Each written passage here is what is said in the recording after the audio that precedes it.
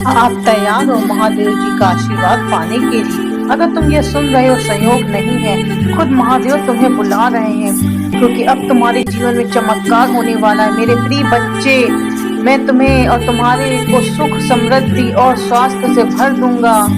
उद्देश्य तुम्हारे जीवन में अटल है, बस मुझ पर विश्वास रखो। महादेव कहते हैं तुम्हारे लिए खुशियां आने वाली हैं और ये महीना तुम्हारी जिंदगी बदल सकता है। इस माह के अंत से पहले तुम्हारे जीवन में चमत्कारिक बदलाव आएगा, आशीर्वाद बरसेगा, धन बढ़ेगा और रोग दूर होंगे। जीवन क्षण होने सबसे अधिक जरूरी होगा। कल मेरी कृपा साथ तुम्हारी होगी। तुम्हारे जीवन में वित्तीय स्वतंत्रता का एक नया अध्याय शुरू होने जा रहा है। धन बिना किसी रुकावट के आएगा, तुम्हारी मेहनत रंग लाएगी और तुम्हें बदलाव का अनुभव करोगे। अपार धन, उत्तम स्वास्थ्य और दिव्य सफलता प्राप्त करूंगा, लेकिन इसके लिए तुम्हें इस आशीर्वाद को खुले हृदय से स्वीकार करना होगा। यह महीना तुम्हारे लिए चमत्कारों से भरा होगा।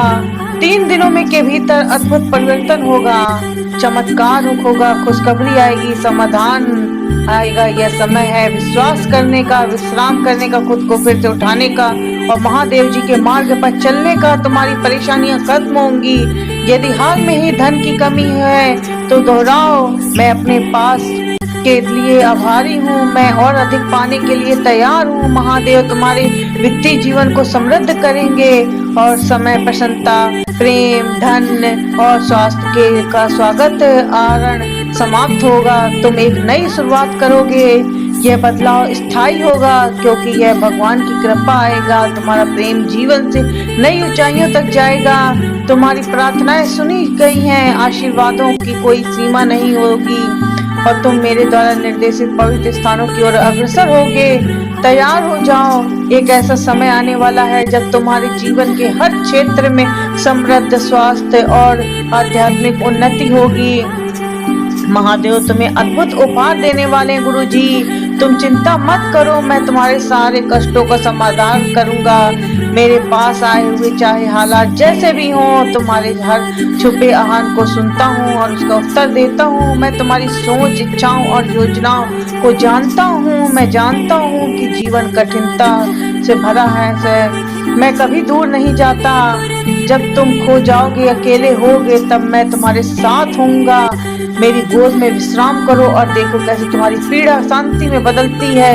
यदि तुम छुप कर मुझसे प्रार्थना करोगे तो मैं तुम्हें सार्वजनिक रूप से सम्मान दूंगा।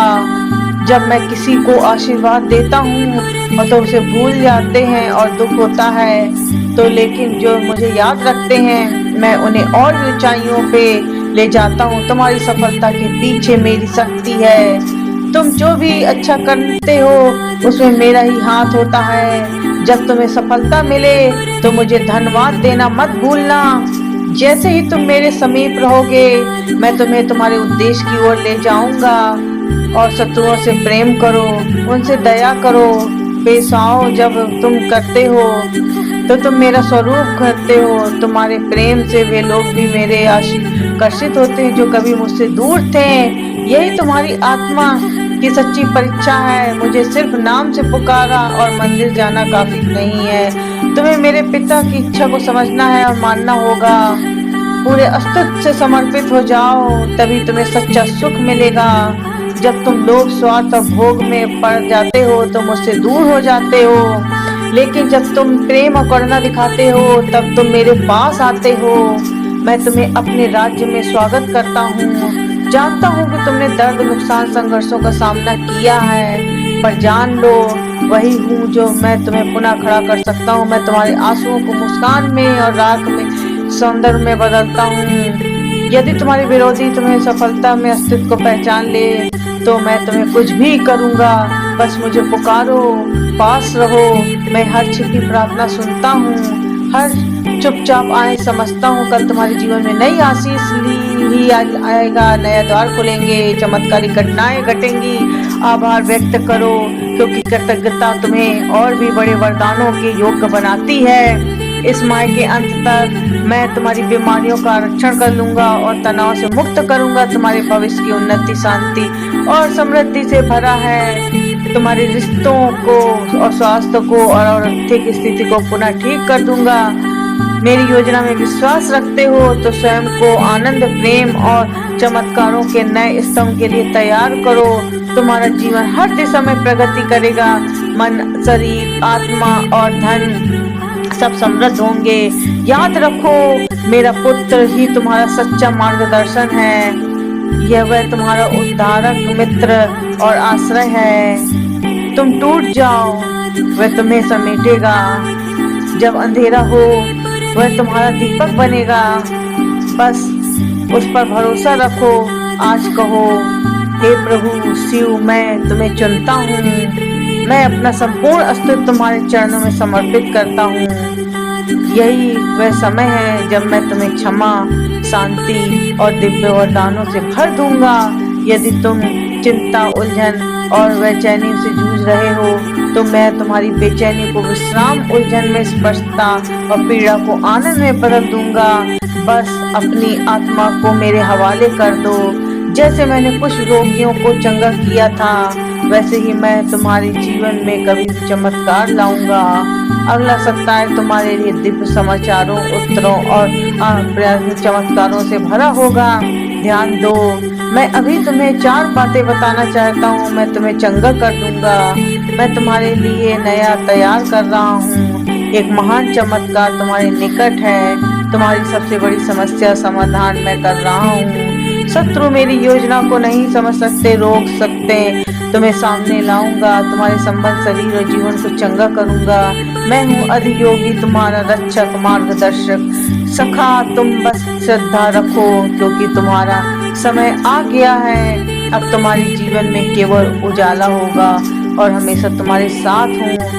तब एक नहीं नाम से जो भीतर से लेना है, महादेव, मैं वही हूँ जिसे तुमने शिव कहा है, जो शहादत दी है और तांडव भी करता है लेकिन ध्यान में भी रहता है। आज मैं तुम्हें एक संदेश देना चाहता हूँ, एक संदेश शांति का, आत्मबल का और जीवन को समझने का। मनुष्य हर दिन दौड़ रहा है, कभी भविष्य की चिंता में, कभी अतीत के बोझ में, लेकिन जीवन का सार तो क्षण में छिपा है। तुम चिंता करते हो कल क्या होगा। मैं तुम्हारी पूरी तरह से जिया, बार बार पूछता हूँ क्यों, परंतु जब तक तुमने भीतर की आवाज को नहीं सुनते तब तक प्रश्न तुम्हारा पीछे ही रहेगा। सत्य यही है, दुख भी जीवन का हिस्सा है और सुख भी। जैसे ही रात्रि के बाद प्रभात आता है, वैसे ही संकट के बाद समाधान भी आता है। और लोग मुझे कैलाश पर खोजते हैं, ध्यान में बैठते हैं, मंत्र जपते हैं और व्रत रखते हैं और सोचते हैं मैं बाहर मिलूंगा। लेकिन क्या तुमने कभी अपने भीतर झांका है?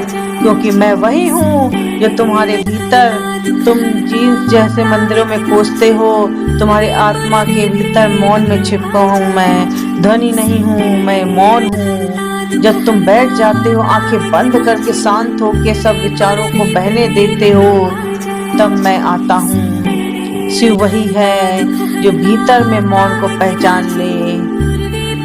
डर तुम्हें रोकता है, तुम्हें छोटा महसूस कराता है, लेकिन याद रखो तुम मेरी संतान हो, शिव की संतान। जिसने विष पिया था उसे गले में रोका था, वह डर से नहीं कांपा।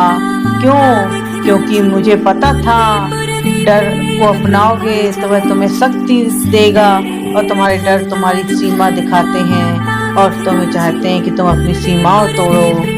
अगर यह वीडियो अच्छा लगा हो